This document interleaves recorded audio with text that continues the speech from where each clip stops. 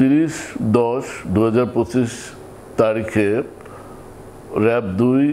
আদাবর থানাধীন golden street নামক সড়কের একটি বাড়িতে অভিযান চালিয়ে শীর্ষ সন্ত্রাসী টুনটুনকে গ্রেপ্তার করে। টুনটুনের এই সড়কে টুনটুনের ভাড়া বাসায় অভিযান চালিয়ে তার স্বীকারোক্তি এবং দেখানো মতে একটি ওয়ারড্রপ হতে তার হেফাজতে থাকা 2টি পিস্তল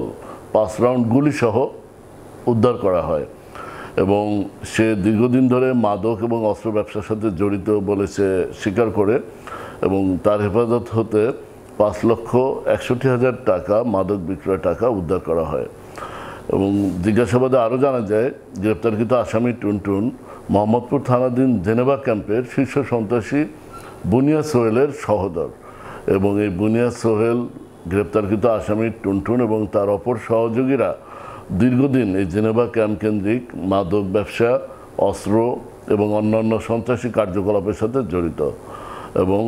এই গ্রেপ্তারকৃত আসামির বিরুদ্ধে অস্ত্র আইনে মামলা দায়ের সহ আইনগত ব্যবস্থা প্রক্রিয়াধীন।